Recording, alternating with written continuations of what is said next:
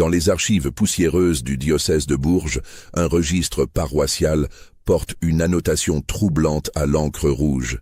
Les jumeaux Delacroix. Que Dieu nous pardonne ce que nous avons tué. Cette simple phrase, griffonnée d'une main tremblante en 1834, cache l'une des affaires les plus sombres de l'histoire religieuse française. Une histoire où la foi, le silence et la terreur s'entremêlent dans les murs d'un couvent oublié, où deux enfants aux liens mystérieux vont bouleverser à jamais la quiétude d'une communauté religieuse. Si cette introduction vous donne déjà des frissons, n'hésitez pas à vous abonner à notre chaîne. Et dites-nous en commentaire de quelle ville vous nous écoutez.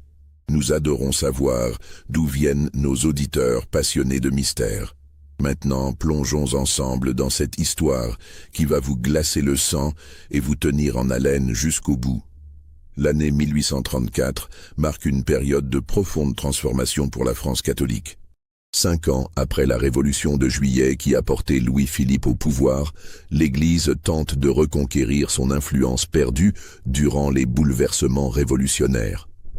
Le roi citoyen, bien qu'issu d'une famille libérale, comprend l'importance de ménager les sensibilités religieuses pour asseoir sa légitimité. Dans cette atmosphère de restauration prudente, de nombreux établissements conventuels rouvrent leurs portes, accueillant à nouveau novices et pensionnaires sous l'œil bienveillant d'un pouvoir soucieux d'apaisement.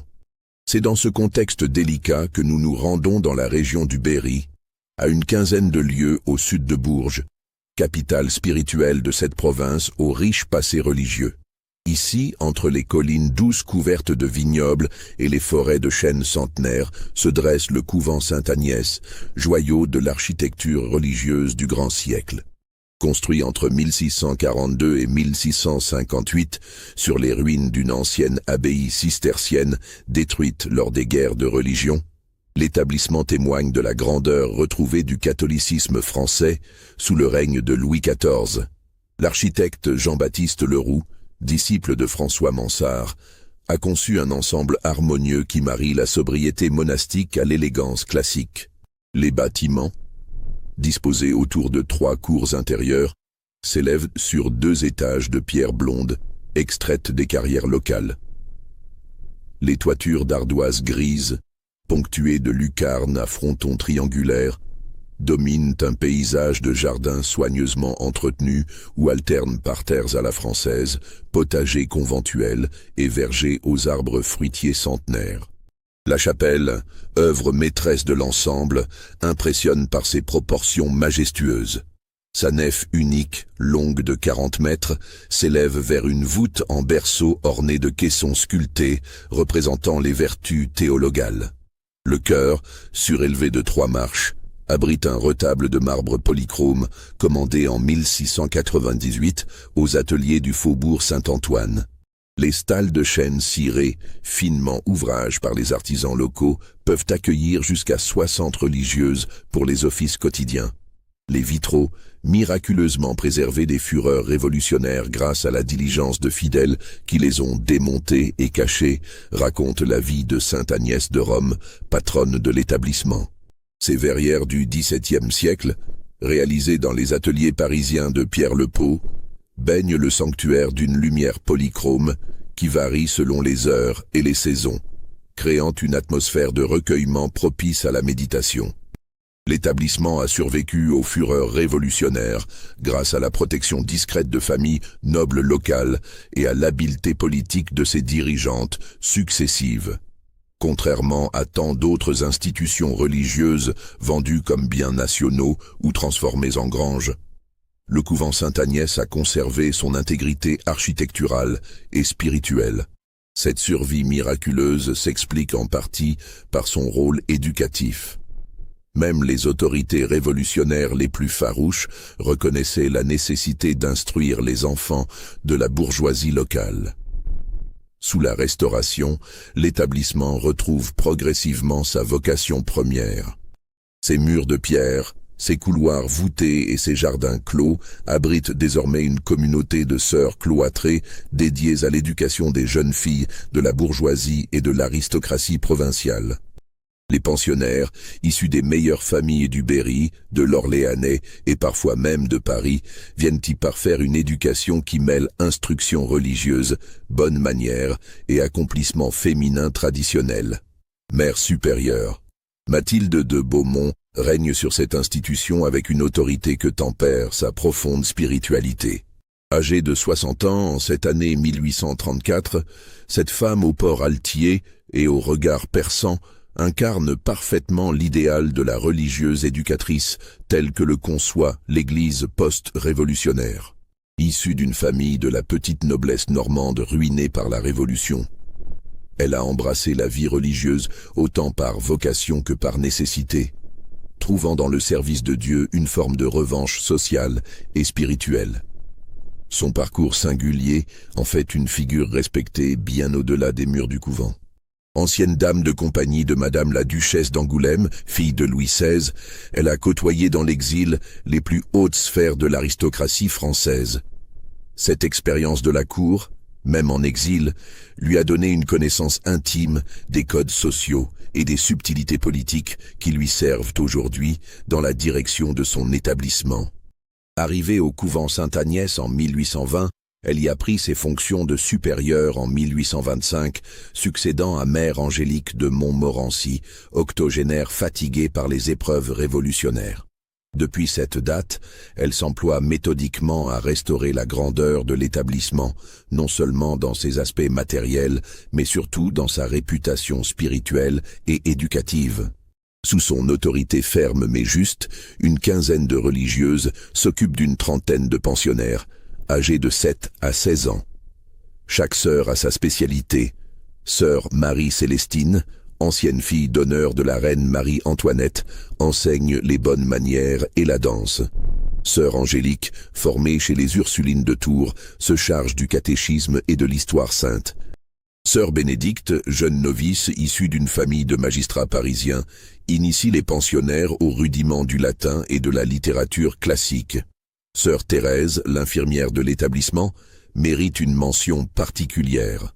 Cette ancienne sage-femme, convertie après avoir assisté à ce qu'elle décrit comme un miracle lors d'un accouchement difficile, possède des connaissances médicales étendues qui en font une figure respectée et redoutée. Son dispensaire, situé dans l'aile ouest du couvent, regorge d'herbes médicinales qu'elle cultive elle-même dans un jardin secret.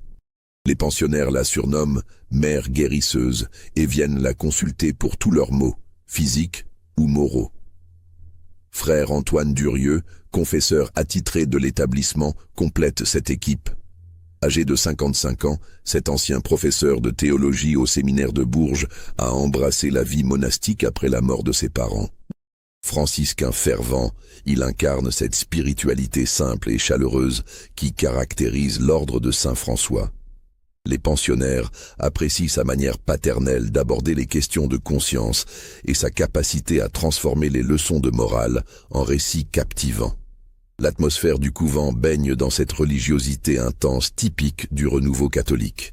Chaque journée suit un rythme immuable, ponctué par les cloches de la tour qui égrènent les heures canoniales. À 4h30 du matin, le premier tintement réveille la communauté pour les matines. Dans l'obscurité froide de l'hiver ou la fraîcheur de l'aube estivale, religieuses et pensionnaires se dirigent vers la chapelle, leurs pas résonnant sur les dalles de pierre polies par 3 siècles de passage.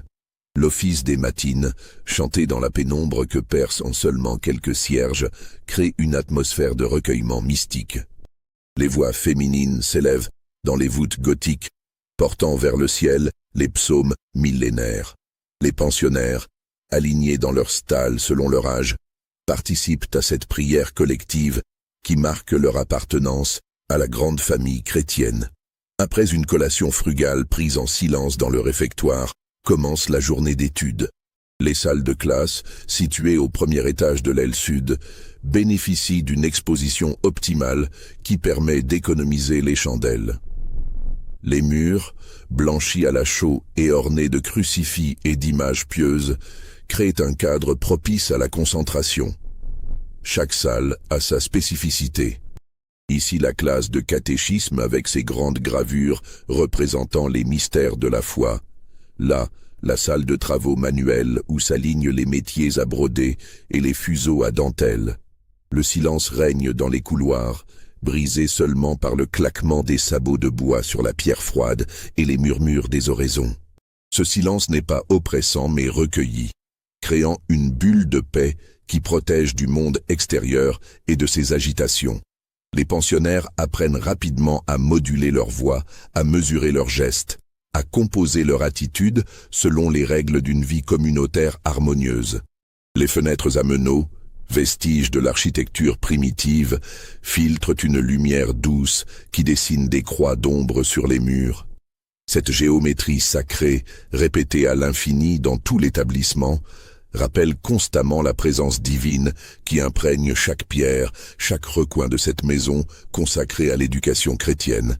Les jardins du couvent offrent un cadre bucolique où les pensionnaires peuvent goûter aux joies innocentes de la nature. Le jardin principal, dessiné à la française avec ses parterres géométriques bordés de buis taillés, évoque les grands jardins royaux en miniature. Les allées de gravier blanc se croisent à angle droit, délimitant des espaces plantés de roses anciennes, de pivoines et de lys, dont les parfums embaument les promenades vespérales. Le potager conventuel, plus utilitaire, occupe un carré de terrain ensoleillé où poussent les légumes nécessaires à la communauté. Les pensionnaires participent aux travaux de jardinage, apprenant ainsi les vertus du travail manuel et le respect de la création divine. Cette activité, loin d'être une corvée, devient souvent un moment de détente où se nouent des amitiés durables entre enfants de milieux différents. C'est par une matinée brumeuse d'octobre 1833 que l'histoire commence véritablement. Le brouillard automnal, si fréquent dans cette région de la Loire, enveloppe le couvent d'un voile grisâtre qui estompe les contours familiers et crée une atmosphère feutrée, presque irréelle. Les jardins, encore humides de la rosée nocturne, exhalent cette odeur caractéristique de terre mouillée et de feuilles en décomposition qui annonce l'approche de l'hiver. Sœur Marie-Célestine, responsable du parloir depuis 15 ans, a développé une sensibilité particulière aux variations d'humeur de cette pièce qui sert d'interface entre le monde cloîtré et l'extérieur. Elle sait reconnaître au premier coup d'œil la nature des visiteurs, parents inquiets, tuteurs sévères, prêtres en mission ou simples marchands. Ce matin-là, quelque chose dans l'atmosphère la met mal à l'aise sans qu'elle puisse définir précisément quoi. Le parloir du couvent Sainte-Agnès mérite une description particulière. Cette vaste pièce rectangulaire, située au rez-de-chaussée de l'aile est, sert de zone tampon entre le monde extérieur et la clôture monastique. Ses murs lambrissés de chênes sombres, ses tapisseries représentant des scènes bibliques et ses meubles austères créent une atmosphère solennelle qui impressionne les visiteurs et rappelle le caractère sacré du lieu. 2 grandes fenêtres donnent sur la cour d'honneur, permettant de surveiller les allées et venues. Entre ces fenêtres, un imposant crucifix d'ébène et d'ivoire, œuvre d'un sculpteur italien du XVIIe siècle, domine la pièce de sa présence dramatique. Les chaises à haut dossier, disposées selon un protocole strict, matérialisent la hiérarchie sociale. Les sièges rembourrés pour les personnes de qualité, les chaises simples pour la bourgeoisie, les bancs pour les gens du commun. Vers 9 heures, le bruit caractéristique des roues sur le gravier annonce l'arrivée d'un équipage. Sœur Marie-Célestine, intriguée, s'approche de la fenêtre. Ce qu'elle découvre la surprend et l'inquiète à la fois. Une calèche noire, d'un modèle ancien mais parfaitement entretenu, s'immobilise devant le perron. Les armoiries peintes sur les portières sont si effacées qu'il devient impossible de les identifier, comme si le temps ou une volonté délibérée avait voulu en gommer les traces. Le cocher, homme âgé au visage buriné par les intempéries, garde un silence absolu. Il ne descend pas de son siège, ne salue pas, se contente de fixer un point invisible au-delà des bâtiments conventuels. Cette attitude, peu conforme aux usages de politesse habituels, augmente le malaise de la religieuse qui observe la scène depuis sa fenêtre. La portière s'ouvre et en descend un homme qui frappe immédiatement par son allure singulière. Grand et maigre, âgé d'une cinquantaine d'années, il porte un habit noir de coupe sévère qui évoque autant le deuil que l'habit ecclésiastique. Son visage émacié, aux pommettes saillantes et aux joues creuses, porte les stigmates d'une souffrance ancienne. Ses yeux, d'un gris délavé, semblent porter le poids d'un secret terrible. Mais ce qui attire immédiatement l'attention, ce sont les deux fillettes qui l'accompagnent. Elles descendent de la calèche avec une synchronisation parfaite, comme si leurs mouvements obéissaient à une chorégraphie invisible. Âgées d'environ 8 ans, elles présentent une ressemblance si parfaite qu'il faut plusieurs secondes pour réaliser qu'il s'agit de deux enfants distincts et non d'un effet d'optique troublant. Adélaïde et Constance Delacroix, car c'est ainsi que l'homme les présente, sont vêtues de robes identiques de serge grise, d'une simplicité qui contraste avec la richesse évidente de leur équipage. Leurs visages pâles, d'une beauté fragile et presque translucide, sont encadrés de boucles châtain clair qui captent les rares rayons de soleil perçant le brouillard. Leurs yeux, d'un bleu si intense qu'il en devient troublant, fixent le sol avec une gravité inhabituelle pour leur âge. Ce qui frappe le plus sœur Marie-Célestine, c'est leur maintien. Ces enfants ne bougent pas, ne parlent pas, ne manifestent aucune curiosité enfantine face à ce nouveau lieu. Elles se tiennent par la main, leurs petits doigts entrelacés, avec une force qui fait blanchir leurs jointures, comme si cette connexion physique était vitale à leur survie. L'homme s'avance vers l'entrée du parloir d'un pas mesuré, les fillettes suivant sans un bruit, leurs pieds semblant à peine toucher le gravier. Leur démarche synchronisée crée une impression de ballet funèbre qui met les nerfs de la religieuse à vif. Jamais, en 15 ans de service au parloir, elle n'a ressenti une telle appréhension face à l'arrivée de nouveaux pensionnaires. La sonnette retentit. 3 coups brefs et secs qui résonnent dans le parloir comme un glas. Sœur Marie-Célestine inspire profondément, ajuste son voile et va ouvrir, sans savoir qu'elle s'apprête à introduire dans l'enceinte sacrée du couvent un mystère qui bouleversera à jamais la quiétude de la communauté. « Mes salutations, ma sœur », déclare l'homme en s'inclinant légèrement, sa voix grave portant un accent qu'elle ne parvient pas à situer. « Je souhaiterais m'entretenir avec Mère supérieure Mathilde de Beaumont. J'ai l'honneur de lui présenter Adélaïde et Constance Delacroix, dont l'éducation lui sera confiée selon les termes de la correspondance qu'elle a reçue. » Pendant qu'il parle, les fillettes ne bougent pas d'un millimètre, leur regard bleu toujours fixé sur les dalles du seuil. Sœur Marie-Célestine remarque qu'elles ne clignent même pas des yeux, comme si elles étaient entrées dans une sorte de transe méditative. Cette immobilité absolue, si peu naturelle chez des enfants de cet âge, ajoute à l'étrangeté de la situation. Mère Mathilde de Beaumont reçoit les visiteurs dans son bureau personnel, pièce austère mais confortable, située au premier étage de l'aile administrative. Les murs, tapissés de livres reliés de cuir et ornés de quelques tableaux religieux de qualité, témoignent du raffinement intellectuel de la supérieure. Un secrétaire Louis XVI, héritage de sa vie mondaine antérieure, occupe une place d'honneur près de la fenêtre qui donne sur les jardins. Elle examine avec attention les documents présentés par le mystérieux visiteur.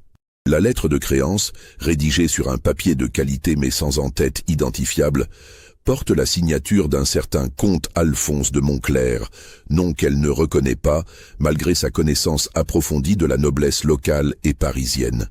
L'écriture, ferme et élégante, évoque l'éducation soignée des classes supérieures. Mais quelque chose dans la formation des lettres suggère une tension, comme si la main qui tenait la plume tremblait imperceptiblement. Le contenu de la missive est d'une concision troublante. Elle stipule que ces orphelines, dernières représentantes d'une lignée ancienne, doivent recevoir l'éducation la plus stricte possible, avec une insistance particulière sur l'instruction religieuse et la formation morale. Plus intriguant encore, le document précise qu'elles ne doivent jamais quitter l'enceinte du couvent sans autorisation écrite expresse de leur tuteur et qu'aucune correspondance extérieure ne leur sera permise avant leur majorité.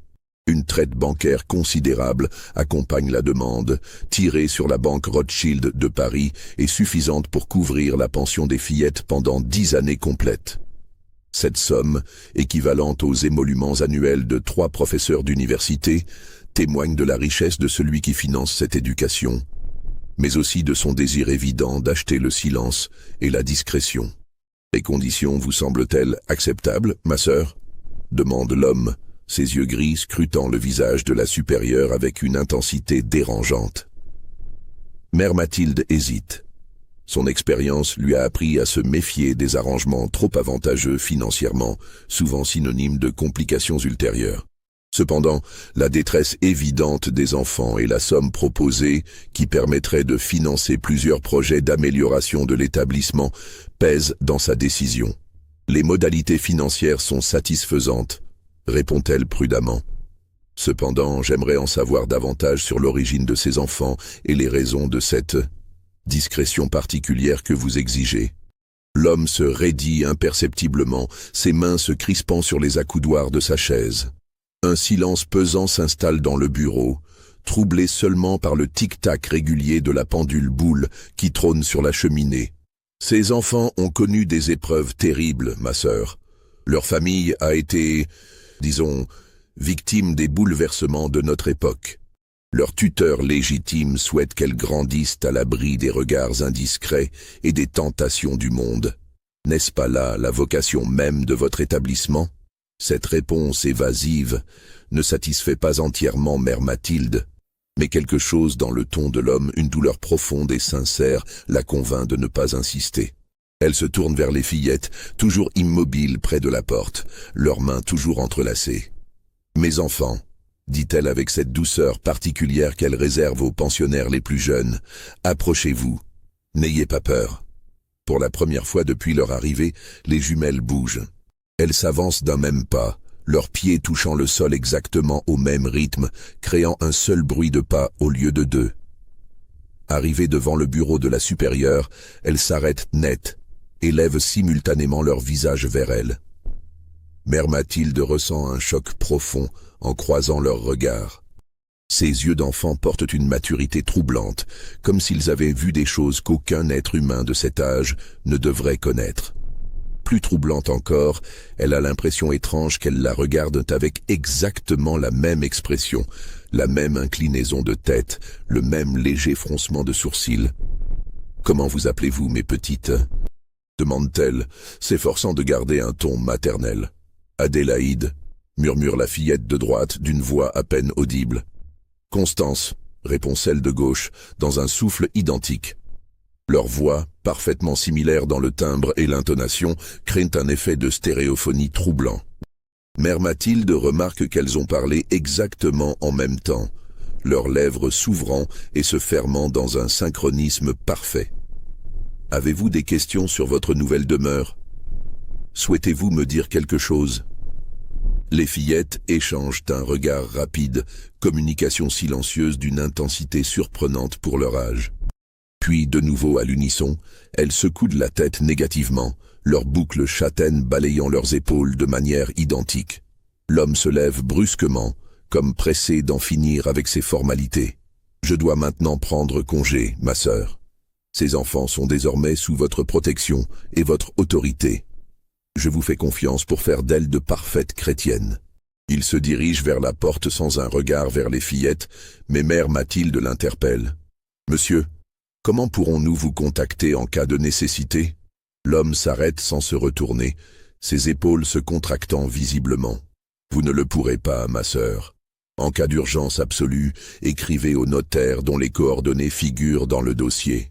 Lui saura me faire parvenir votre message, si cela est possible. » Cette réponse énigmatique résonne comme un adieu définitif. L'homme sort du bureau sans un mot d'explication supplémentaire, laissant derrière lui un silence pesant et 2 enfants dont l'immobilité absolue commence à inquiéter sérieusement la supérieure. Les premiers jours d'Adélaïde et Constance au couvent Sainte-Agnès révèlent immédiatement leur nature exceptionnelle. Contrairement aux autres nouvelles pensionnaires qui traversent généralement une période d'adaptation marquée par les larmes, la nostalgie et parfois la rébellion, Les jumelles Delacroix semblent avoir accepté leur situation avec une résignation troublante pour leur âge. Sœur Angélique, chargée de leur intégration, tente d'établir un contact avec ses enfants silencieuses. Dans la classe de catéchisme, elle les installe au premier rang, espérant que la proximité facilitera les échanges. Ce qu'elle découvre la déconcerte profondément. Les fillettes connaissent déjà parfaitement les prières et les textes sacrés qu'elle enseigne habituellement aux débutantes. Plus troublante encore, elles semblent posséder des connaissances théologiques bien au-delà de leur âge.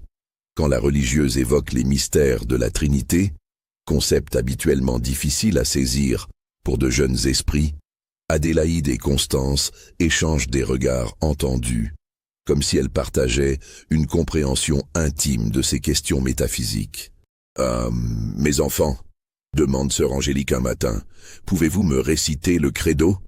Sans hésitation, les jumelles se lèvent simultanément et entonnent d'une seule voix « Credo in unum Deum, Patrem omnipotentem ». Leur latin, parfaitement prononcé, résonne dans la classe avec une solennité qui cloue sur place les autres pensionnaires. Mais ce qui frappe le plus sœur Angélique, c'est l'expression de leur visage pendant cette récitation. Elles semblent en transe, leurs yeux mi-clos fixant un point invisible au-delà des murs de la classe. Au réfectoire, leur comportement alimentaire intrigue et inquiète. Elles mangent peu, toujours les mêmes quantités, refusant systématiquement certains aliments sans explication. Plus étrange encore, elles semblent capables de communiquer leurs sensations gustatives. Si l'une fait une grimace en goûtant un plat, l'autre adopte instantanément la même expression de dégoût, même avant d'avoir porté la cuillère à ses lèvres. Sœur Marie-Joseph, qui surveille les repas, note dans son journal personnel « Ces enfants ne mangent pas, elles se nourrissent par devoir ». Jamais je n'ai vu de gourmandise, de caprice, de préférence marquée chez elles. Elles absorbent leur nourriture comme on prend un médicament, sans plaisir apparent mais avec une discipline troublante. Dans les dortoirs, leur présence transforme l'atmosphère habituelle. Les autres pensionnaires, initialement curieuses de ces nouvelles venues si singulières, commencent rapidement à les éviter. Pauline de Rochefoucauld, fillette de 10 ans particulièrement observatrice, confie à sa correspondante dans une lettre interceptée par sœur Marie-Célestine. « Ma chère cousine, il se passe des choses étranges dans notre couvent. Les nouvelles petites, les jumelles Delacroix, ne sont pas comme nous. Elles ne rient jamais, ne pleurent jamais, ne se disputent jamais. La nuit, je les entends chuchoter dans leur lit, mais dans une langue que personne ne comprend. Marguerite prétend qu'elle les a vus se lever en même temps, sans se concerter, pour aller prier dans le couloir. Elle s'agenouille sur la pierre froide et reste là des heures, parfaitement immobile. Cela nous donne la chair de poule à toutes. Cette lettre, remise selon l'usage à mère Mathilde avant expédition, confirme ses propres observations. Elle-même a surpris les fillettes lors d'une ronde nocturne, agenouillées dans la chapelle à 3 heures du matin, récitant des litanies dans un murmure si bas qu'elle n'a pu en saisir les paroles. Quand elle s'est approchée, elles ont cessé instantanément leur prière et l'ont regardée avec cette expression grave et pénétrante qui la met si mal à l'aise. L'hiver 1833 apporte son cortège d'événements troublants qui vont progressivement transformer l'inquiétude diffuse en véritable préoccupation. Le premier incident se produit en décembre, pendant les préparatifs de la Nativité. Sœur Bénédicte, responsable des travaux manuels, supervise la confection de la crèche traditionnelle que les pensionnaires installent chaque année dans la chapelle. Les fillettes participent à cette activité avec leur application habituelle, modelant dans l'argile les personnages de la Nativité. Leur création, d'une perfection technique surprenante pour leur âge, attire l'admiration des autres enfants. Mais quand vient le moment de peindre les visages, quelque chose d'étrange se produit. Adélaïde et Constance, travaillant chacune sur une figurine différente, l'une sur la Vierge Marie, l'autre sur Saint Joseph, créent des visages absolument identiques. Non pas ressemblants, identiques, même traits, même expression, même inclinaison de tête, même regard mélancolique. Cette coïncidence dépasse les lois du hasard et trouble profondément sœur Bénédicte. « Mes enfants, demande-t-elle doucement, vous êtes-vous concertés pour peindre ces visages ?» Les jumelles la regardent avec surprise, puis examinent leurs œuvres respectives. Pour la première fois depuis leur arrivée, elles manifestent une émotion visible. Leurs yeux s'écarquillent, leurs visages pâlissent, et elles échangent un regard chargé d'une inquiétude profonde.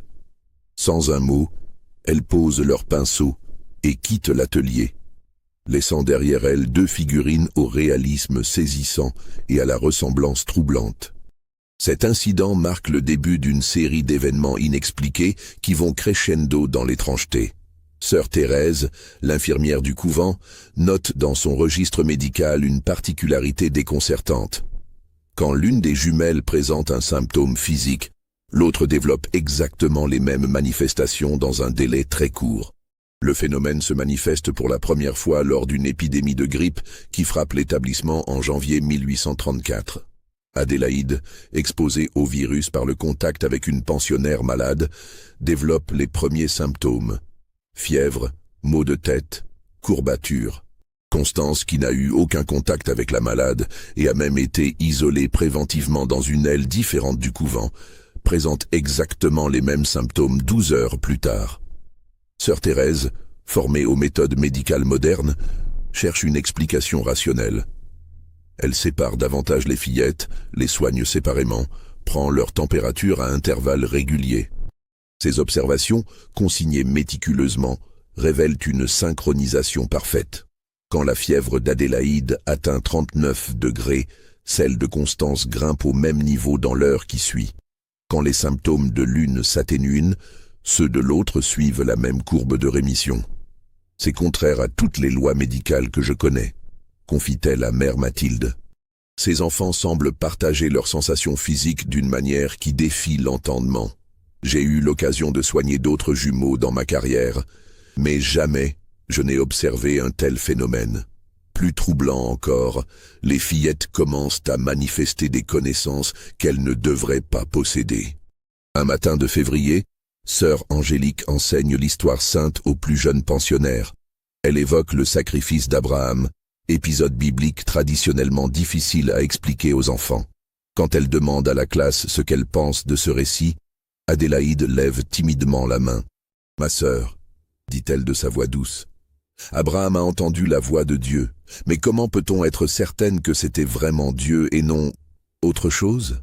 Cette question, d'une sophistication théologique remarquable, surprend la religieuse. Mais avant qu'elle puisse répondre, Constance ajoute « Et si Isaac avait refusé, s'il avait couru, Dieu aurait-il puni Abraham pour la désobéissance de son fils ?» Ces interrogations, qui touchent aux points les plus complexes de la théologie sacrificielle, laissent sœur Angélique sans voix. Ces enfants de 8 ans posent des questions que des étudiants en séminaire peinent parfois à formuler. D'où leur viennent ces réflexions? Qui leur a enseigné à penser la religion avec une telle acuité? Face à l'accumulation de ces incidents troublants, mère Mathilde décide de faire appel à frère Antoine, le confesseur de l'établissement. Cet homme d'expérience qui a guidé des centaines d'âmes vers la lumière divine semble la personne la plus qualifiée pour sonder les consciences de ces enfants singulières. Frère Antoine Durieux aborde cette mission avec la sérénité qui le caractérise. Ancien professeur de théologie, il a l'habitude des questions complexes et des cas de conscience délicats. Sa méthode, éprouvée au fil des années, consiste à établir d'abord un climat de confiance avant d'explorer progressivement les zones d'ombre de l'âme. Il reçoit d'abord Adélaïde dans le petit confessionnal de la chapelle, espace intime propice au recueillement et à l'aveu. La fillette s'installe sagement sur le prie-dieu, ses mains jointes, son regard fixé sur le crucifix qui domine l'espace. « Mon enfant », commence le franciscain de sa voix paternelle, « parlez-moi de vous. D'où venez-vous? Qui vous a enseigné les prières que vous connaissez si bien ?» Le silence qui suit sa question se prolonge au-delà du raisonnable. Frère Antoine, habitué aux hésitations des enfants face aux questions personnelles, patiente. Mais ce silence n'est pas celui de la timidité ou de l'embarras. C'est un silence dense, chargé d'une tension presque palpable. Quand Adélaïde finit par parler, sa voix a changé. Plus grave, plus mature, elle porte des inflexions que le confesseur n'a jamais entendues chez un enfant. « Père, que savez-vous des péchés qui se transmettent de génération en génération? Peut-on porter la faute de ses parents sans l'avoir commise ?» Cette question, formulée avec une gravité troublante, désarçonne complètement frère Antoine.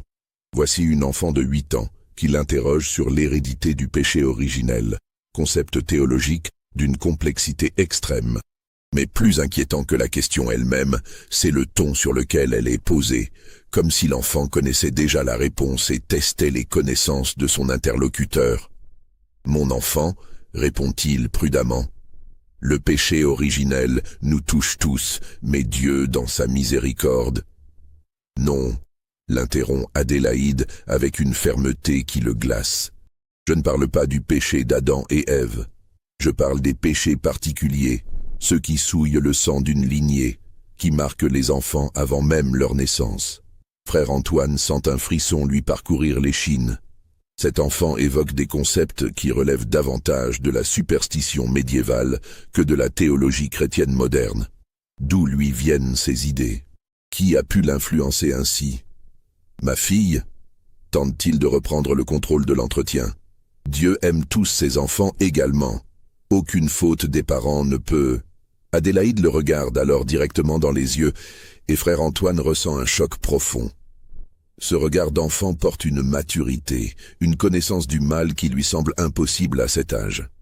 Plus troublant encore, il a l'impression que cette fillette voit à travers lui, qu'elle lit dans son âme avec une acuité dérangeante. « Constance et moi, nous savons qui nous sommes, » murmure-t-elle. « Nous savons pourquoi nous sommes ici. Nous savons ce qu'on attend de nous. La question est, êtes-vous prêt à l'entendre ?» Cette phrase, prononcée avec une gravité d'adulte, achève de déstabiliser le confesseur. Il termine précipitamment l'entretien, prétextant un autre rendez-vous, et sort du confessionnal en sueur malgré la fraîcheur de la chapelle. La confession de Constance, prévue l'après-midi même, révèle une situation encore plus troublante. Quand la fillette s'installe dans le confessionnal, frère Antoine remarque immédiatement qu'elle adopte exactement la même position que sa sœur le matin.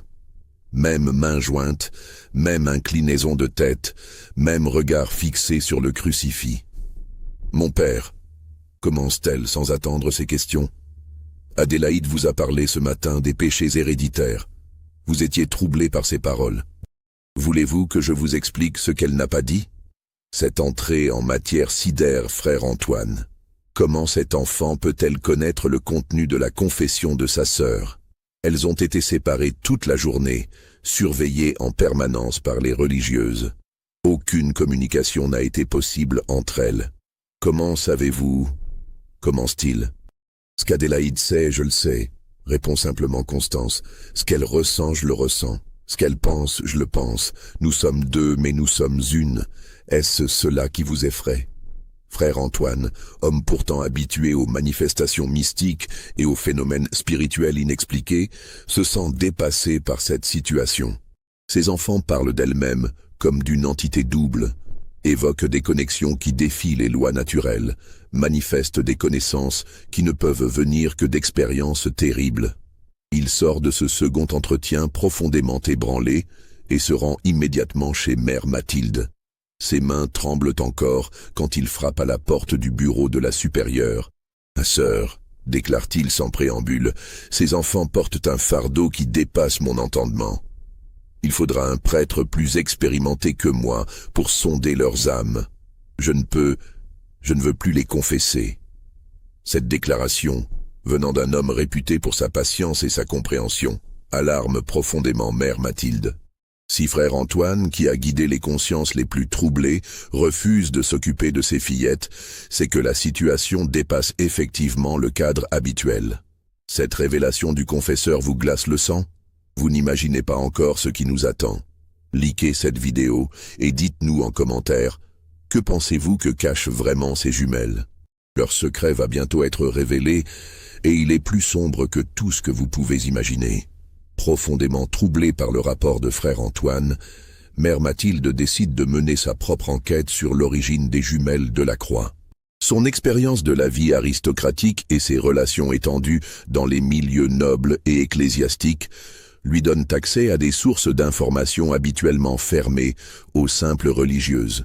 Elle commence par examiner minutieusement tous les documents laissés par le mystérieux visiteur. La lettre du supposé comte de Montclair, étudiée à la loupe, révèle plusieurs anomalies troublantes. Le papier, bien que de qualité, ne porte aucun filigrane identifiable. L'encre, d'un noir profond, semble fraîche malgré la date de rédaction. Plus inquiétant, l'écriture, malgré son élégance apparente, présente des irrégularités qui suggèrent un effort de dissimulation de la véritable main. Mère Mathilde fait appel à frère Dominique, bibliothécaire du séminaire de Bourges et expert en paléographie. Cet érudit, formé aux méthodes d'analyse textuelle les plus modernes, examine les documents avec l'attention d'un expert judiciaire. « Ma sœur », lui confie-t-il après plusieurs jours d'études. Cette correspondance présente des caractéristiques troublantes. L'écriture semble imitée, comme si le rédacteur s'efforçait de reproduire un style qui n'est pas naturellement le sien. De plus, certaines tournures de phrases évoquent une formation ecclésiastique plutôt que nobiliaire. Votre correspondant pourrait bien être un homme d'église déguisant son identité. Cette révélation ouvre de nouvelles perspectives d'enquête. Mère Mathilde contacte discrètement ses relations dans le clergé, cherchant des informations sur un prêtre qui aurait récemment disparu ou quitté son poste dans des circonstances mystérieuses. Ces recherches l'amènent vers une piste inattendue. L'abbé Séraphin Montclair, le nom de famille n'est donc pas entièrement fictif, était aumônier du château de Beauregard, propriété d'une ancienne famille noble du Berry. Cet homme, réputé pour sa piété et son érudition, a brutalement abandonné son poste en septembre 1833, quelques semaines avant l'arrivée des jumelles au couvent. Sa disparition, qui avait fait scandale dans la région, n'avait jamais été expliquée. Intriguée par cette coïncidence, Mère Mathilde pousse plus loin ses investigations. Le château de Beauregard, situé à une quarantaine de kilomètres du couvent, appartient au baron Étienne de Beauregard, homme d'une cinquantaine d'années réputé pour son mode de vie dissolute et ses fréquentations douteuses. Veuf depuis 10 ans, il vit reclus dans sa propriété avec sa sœur cadette, Isabelle, ancienne religieuse qui a quitté les ordres dans des circonstances jamais éclaircies. Cette famille Beauregard traîne une réputation sulfureuse dans la noblesse locale.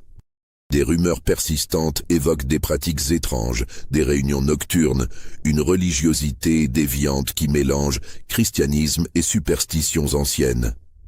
Plus inquiétant, plusieurs domestiques ont quitté le château en parlant de choses contre nature qui s'y dérouleraient. Mère Mathilde décide de se rendre discrètement dans la région pour enquêter davantage. Accompagnée de sœur Marie-Célestine, elle se présente comme une supérieure d'établissement religieux cherchant à recruter de nouvelles postulantes, prétexte plausible pour interroger les familles locales. Ce qu'elle découvre dépasse ses pires appréhensions. Le château de Beauregard, magnifique demeure Renaissance nichée dans un écrin de verdure, semble frappé d'une malédiction visible. Les jardins, autrefois réputés pour leur beauté, sont en friche. Les domestiques, réduits à quelques fidèles, parlent à voix basse et évitent les regards. L'atmosphère qui règne autour de la propriété évoque davantage un lieu maudit qu'une résidence aristocratique. Au village le plus proche, l'auberge Au Bon Pasteur sert de centre névralgique aux ragots locaux. Mère Mathilde, profitant de sa qualité de religieuse qui inspire confiance, recueille des témoignages troublants. « Ma sœur », lui confie la patronne de l'auberge, femme âgée aux traits burinés par l'âge et les soucis, cette famille Beauregard, c'est plus chrétien depuis longtemps. Le baron et sa sœur, ils vivent comme mari et femme, si vous voyez ce que je veux dire. Et les messes qu'ils font célébrer dans leur chapelle privée, c'est pas des messes catholiques, ça. Un charretier qui livre régulièrement au château ajoute ses propres observations. J'ai vu des choses, ma sœur, des choses qu'un bon chrétien devrait pas voir. Des livres avec des images du diable, et des enfants aussi. 2 petites filles qui ressemblaient comme 2 gouttes d'eau. Mais ça fait un moment que je les ai plus vues. Depuis que l'abbé Montclair est parti d'ailleurs. Cette mention des fillettes fait bondir le cœur de mère Mathilde. Les pièces du puzzle commencent à s'assembler pour former un tableau d'une noirceur insoupçonnée. Elle pousse plus loin ses investigations, interrogeant d'autres témoins, recoupant les informations. Un ancien domestique du château, congédié brutalement l'été précédent, accepte de lui parler moyennant une somme d'argent. Ce qu'il lui révèle confirme ses pires craintes. « Ma sœur, ces gens-là, ils adorent pas le bon Dieu. Dans la cave du château, ils ont installé, comment dire, un autel mais pas un autel chrétien. Avec des symboles bizarres, des livres en latin que même le curé comprend pas. Et les enfants, les deux petites, il les faisait participer à leur cérémonie. L'homme hésite, visiblement partagé entre le désir de se confier et la peur des conséquences. Elles étaient pas normales, ces petites. Elles parlaient toutes les deux en même temps, elles tombaient malades en même temps, elles pleuraient en même temps. Comme si elles avaient qu'une seule âme pour deux corps, et le baron, il disait que c'était un miracle, que Dieu lui avait envoyé un signe. Mais moi, j'appelle pas ça un miracle, j'appelle ça une malédiction. Encouragé par l'attention bienveillante de mère Mathilde, l'ancien domestique, Henri Dubois, se livre davantage. Cet homme de 40 ans, père de famille respecté dans son village, porte encore les stigmates psychologiques de son passage au château de Beauregard. « Ma sœur, reprend-il d'une voix tremblante, ce que j'ai vu dans cette maison, ça hantera mes nuits jusqu'à ma mort. Le baron Étienne et sa sœur Isabelle, ils vivaient pas comme un frère et une sœur doivent vivre. Et ces deux petites filles, elles étaient le fruit de leur péché. » Cette révélation, bien qu'elle confirme les soupçons de mère Mathilde, la secoue profondément. Les jumelles de la Croix seraient donc les filles incestueuses du baron de Beauregard et de sa propre sœur. Cette origine expliquerait leur comportement étrange, leur maturité précoce, cette ombre qui semble les suivre partout. L'abbé Montclair, continue Henri Dubois, au début, il fermait les yeux. Il pensait pouvoir les sauver par la prière et l'éducation religieuse. Il passait des heures avec les petites, à leur enseigner le catéchisme, à tenter de chasser ce qu'il appelait l'influence néfaste de leurs parents. Mais peu à peu, il a compris que la situation le dépassait. Le domestique raconte alors les dernières semaines de l'abbé au château, période pendant laquelle l'aumônier semblait livrer une bataille spirituelle contre des forces qu'il ne parvenait pas à identifier clairement.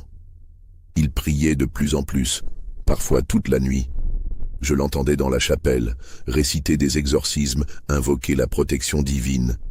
Il avait peur, ma sœur, peur de ses enfants qu'il était censé protéger.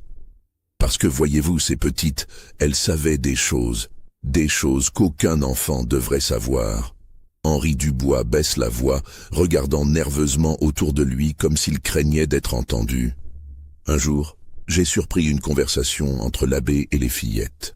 Elles étaient dans la bibliothèque du château, entourées de ces livres maudits que collectionne le baron.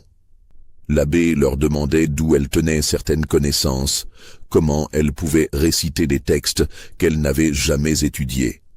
Et elles lui ont répondu, toutes les deux en même temps, comme toujours, « Nous le savons parce que nous devons le savoir. Nous sommes venus pour accomplir quelque chose d'important. » Cette réponse, dans la bouche d'enfants de 8 ans, avait achevé de convaincre l'abbé Montclair que la situation dépassait ses compétences. Il avait tenté d'alerter l'évêché, mais ses supérieurs, sceptiques face à des récits qu'il jugeait influencés par la superstition, n'avaient pas pris ces alarmes au sérieux. Alors il a pris une décision désespérée, révèle Henri Dubois. Il a organisé l'enlèvement des fillettes. Une nuit de septembre, pendant que le baron et sa sœur assistaient à une de leurs cérémonies, dans les caves, l'abbé a pris les petites et les a emmenées. Il m'avait dit qu'il connaissait un couvent où elles seraient en sécurité, où des religieuses expérimentées pourraient peut-être les aider. Cette révélation éclaire enfin les circonstances de l'arrivée des jumelles au couvent Sainte-Agnès. L'abbé Moncler, déguisant son identité sous le nom de comte de Moncler, a tenté de sauver ses enfants en les confiant à une institution religieuse qu'il jugeait capable de les éduquer convenablement. Mais ma sœur, ajoute Henri Dubois avec une gravité nouvelle, l'abbé était persuadé qu'il ne s'agissait que d'un répit. Il pensait que le baron finirait par retrouver ses filles, qu'il ne renoncerait jamais à elles. Ses enfants représentaient quelque chose d'important pour lui, quelque chose en rapport avec ses pratiques occultes. Cette perspective terrifiante ouvre de nouveaux abîmes d'angoisse pour mère Mathilde. Si les parents des jumelles tentent de les récupérer, comment protéger ses enfants? Et surtout ces fillettes, marquées par leur origine terrible et leur éducation déviante, peuvent-elles vraiment être sauvées? Le voyage de retour vers le couvent Sainte-Agnès se déroule dans un silence pesant. Mère Mathilde, profondément ébranlée par ces découvertes, peine à organiser ses pensées. À ses côtés, sœur Marie-Célestine garde un mutisme respectueux, comprenant que sa supérieure a besoin de temps pour digérer ces révélations terrifiantes. En fin d'après-midi, quand la calèche franchit les grilles du couvent, mère Mathilde ressent un mélange de soulagement et d'appréhension. Soulagement de retrouver la sécurité de ses murs consacrés, appréhension à l'idée de revoir les jumelles avec cette nouvelle connaissance de leur origine. Dès son arrivée, elle convoque une réunion extraordinaire du conseil conventuel. Assemblée restreinte, composée des religieuses les plus expérimentées de l'établissement. Dans le secret de sa cellule personnelle, elle relate ses découvertes à sœur Angélique, sœur Thérèse et sœur Marie-Joseph. Le silence qui accueille ces révélations témoigne du choc ressenti par ses collaboratrices. Ces femmes, pourtant habituées aux secrets de famille et aux drames cachés de l'aristocratie, peinent à accepter l'ampleur de la situation. « Mes sœurs, déclare finalement mère Mathilde, nous nous trouvons face à un dilemme moral d'une gravité extrême. Ces enfants sont à la fois victimes et potentiellement dangereuses. Leur éducation déviante, leur origine coupable, leur comportement inexplicable posent des questions qui dépassent notre expérience. Sœur Angélique, qui côtoie quotidiennement les jumelles en classe, prend la parole. Mère supérieure, je comprends maintenant certains aspects de leur comportement qui m'intriguaient. Leurs connaissances théologiques ne viennent pas d'un enseignement catholique traditionnel. Elles mélangent constamment des références orthodoxes avec des éléments plus obscurs, comme si on leur avait enseigné une version déformée du christianisme. Sœur Thérèse ajoute ses propres observations. Leur symbiose physique et psychologique s'explique peut-être par les traumatismes qu'elles ont subis. Des enfants soumis à des expériences anormales peuvent développer des mécanismes de défense extraordinaires. Leur lien si particulier pourrait être une forme de protection mutuelle contre un environnement hostile. Ces analyses, bien que rationnelles, ne dissipent pas entièrement l'inquiétude de mère Mathilde. Elle sent intuitivement que la situation dépasse le cadre habituel des traumatismes infantiles, même les plus graves. La question qui se pose maintenant, reprend-elle, concerne notre responsabilité. Devons-nous contacter les autorités ecclésiastiques, informer l'évêché de la véritable identité de ces enfants?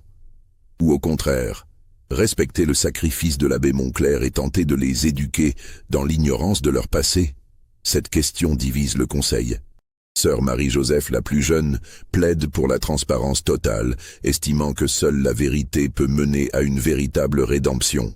Sœur Angélique, plus pragmatique, craint que révéler l'origine des fillettes ne les condamne à l'exclusion sociale et au mépris. Sœur Thérèse propose une voie médiane. Nous pourrions contacter discrètement un exorciste expérimenté, quelqu'un capable d'évaluer la situation spirituelle de ces enfants sans créer de scandale. Si elles portent vraiment des traces de leur éducation déviante, il faut les purifier. Si elles sont simplement victimes de traumatisme, il faut les soigner.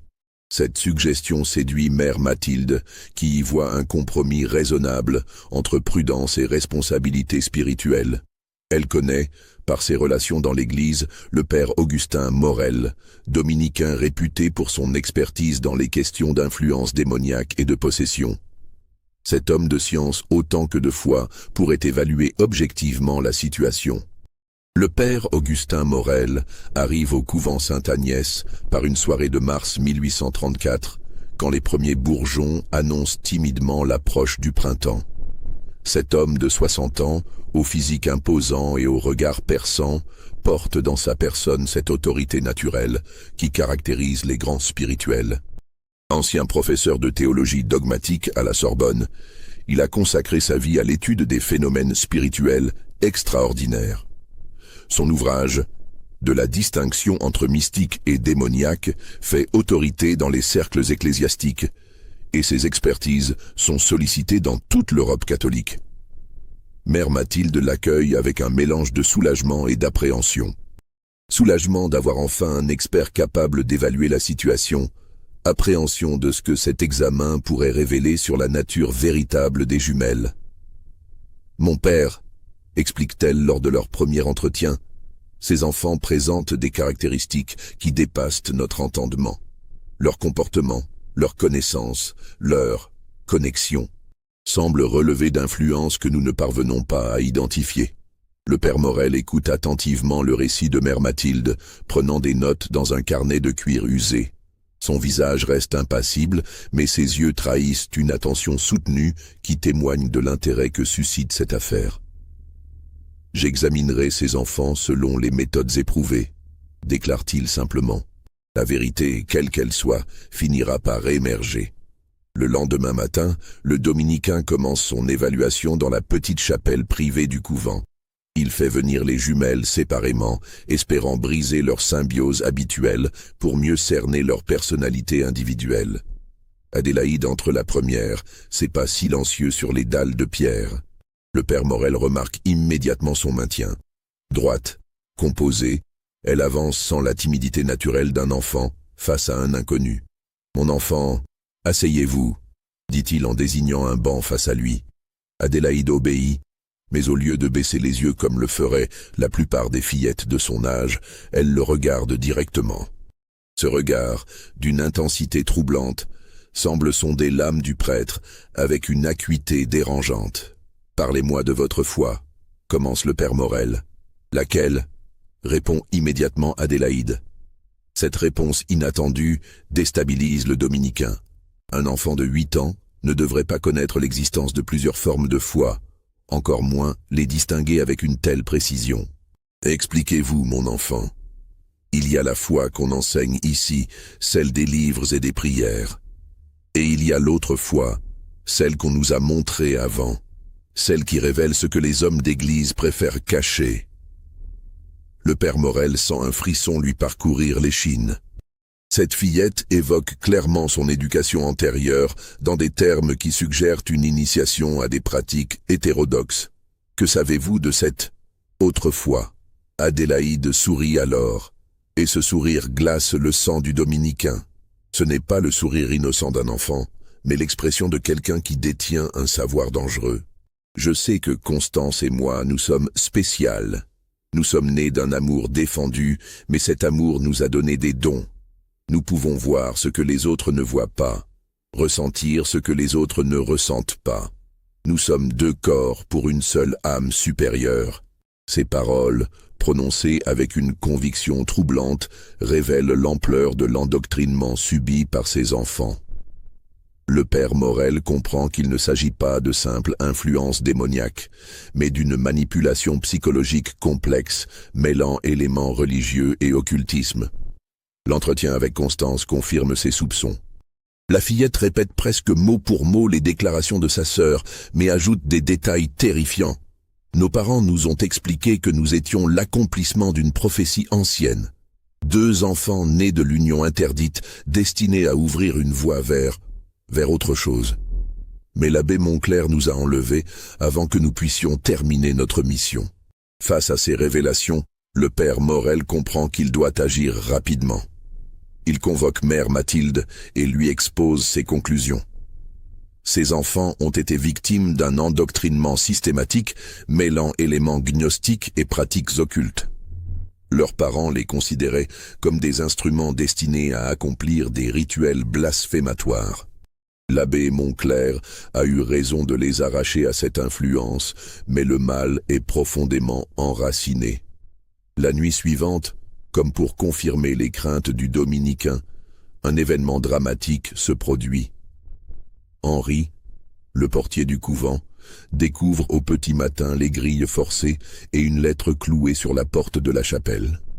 Le message, rédigé d'une écriture nerveuse, ne laisse aucun doute sur l'identité de son auteur. « Rendez-nous nos filles, elles nous appartiennent par le sang et par le serment. Nous viendrons les chercher. » Et, de Beauregard. Cette menace précipite les événements.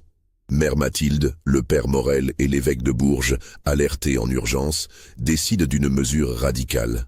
Les jumelles seront officiellement déclarées mortes et cachées dans une aile isolée du couvent. L'automne 1834 voit l'accomplissement de cette décision dramatique. Les jumelles Delacroix disparaissent officiellement, victimes d'une épidémie de choléra. Leurs noms sont rayés des registres, leurs affaires brûlées, leur existence effacée. En réalité, elles sont transférées dans une ancienne infirmerie transformée en réclusion. Là, sous la surveillance de sœur Clotilde, religieuse muette qui a fait vœu de silence perpétuel, elles commencent une nouvelle vie entièrement consacrée à l'expiation. Le père Morel organise leur rééducation spirituelle. Chaque jour, pendant des heures, il travaille à déconstruire l'endoctrinement subi, remplaçant les croyances déviantes par une foi authentique. C'est un travail de longue haleine, semé d'échecs et de rechutes. Progressivement, les fillettes évoluent. Leur lien mystérieux, tout en restant intact, se transforme. Au lieu de les rendre étranges et inquiétantes, il devient le fondement d'une spiritualité particulière, intense et pure. Les années passent. Adélaïde et Constance grandissent dans l'ombre, devenant de jeunes femmes d'une beauté austère et d'une piété remarquable. Elles ne parlent plus qu'entre elles, dans un mélange de latin et de français qu'elles semblent avoir créé. Leurs journées se ressemblent, prières, travaux de copie de manuscrits, méditation silencieuse. En 1856, quand Mère Mathilde s'éteint paisiblement dans sa cellule, elle lègue à sa successeur un testament spirituel troublant. Dans ses dernières volontés, elle évoque ces anges cachés qui, par leur sacrifice silencieux, expient les péchés d'une lignée maudite. Les jumelles, désormais âgées de 31 ans, ont trouvé dans la réclusion volontaire une forme de paix. Leur lien, qui effrayait tant leurs contemporains, s'est mué en une communion mystique d'une pureté troublante. Elles prient ensemble, jeûnent ensemble, et semblent avoir transcendé les limitations de l'existence ordinaire. Le 15 août 1864, fête de l'Assomption, elles s'éteignent simultanément dans leur chapelle privée. On les trouve agenouillées, les mains jointes, le visage serein. Leurs dernières paroles, rapportées par sœur Clotilde qui a rompu son vœu de silence pour l'occasion, résument toute leur existence. Nous avons transformé la malédiction en bénédiction. Maintenant, nous pouvons partir. En 1923, lors de travaux de rénovation, les ouvriers découvrent une cache murée dans leur ancienne cellule. À l'intérieur, des centaines de lettres manuscrites, toutes adressées à leurs parents défunts. Ces documents, d'une beauté littéraire saisissante, retracent leur évolution spirituelle sur 3 décennies. Les premières lettres expriment la colère et l'incompréhension. Les dernières témoignent d'une sérénité troublante. Nous comprenons maintenant que notre union si particulière était un don autant qu'une épreuve. Nous avons appris à transformer notre différence en offrande, notre isolement en communion avec le divin. La dernière lettre, datée de 1863, contient une révélation finale qui bouleverse encore aujourd'hui ceux qui la lisent. Nous savons maintenant la vérité sur notre naissance. Nous ne sommes pas nés d'un péché, mais d'un amour si intense qu'il a défié les lois humaines. Notre père et notre mère nous aimaient assez pour nous donner cette connexion unique. Nous leur pardonnons tout, car nous comprenons tout. Cette découverte pose une question finale qui n'a jamais trouvé de réponse. Les jumelles de Beauregard étaient-elles vraiment victimes d'un endoctrinement familial, ou leur lien mystérieux révélait-il une dimension de l'amour humain qui dépasse notre entendement? Leurs parents étaient-ils des manipulateurs corrompus, ou des êtres qui avaient découvert une vérité interdite? L'Église a choisi le silence, les archives ont été scellées, l'histoire officielle ignore leur existence. Mais dans les couloirs du couvent devenu orphelinat, certaines religieuses jurent encore entendre parfois, les nuits de pleine lune, deux voix enfantines réciter ensemble des prières dans une langue qui n'appartient qu'à elles. Alors, que pensez-vous de cette histoire ? Ces jumelles étaient-elles des victimes sauvées par la foi ou des êtres extraordinaires incompris par leur époque ? Le mystère de leur lien a-t-il été résolu par leur rédemption ou emporté avec elles dans la tombe ? Dites-nous votre opinion en commentaire. Abonnez-vous pour découvrir d'autres secrets oubliés de l'histoire française et partagez cette vidéo avec tous ceux qui sont fascinés par les zones d'ombre de notre passé. Car parfois, la vérité la plus troublante se cache dans le silence des archives, attendant qu'une âme curieuse vienne la réveiller. Le mystère des jumelles du couvent Sainte-Agnès demeure entier, et peut-être est-ce mieux ainsi. Certaines vérités sont-elles faites pour rester dans l'ombre ? À vous de décider.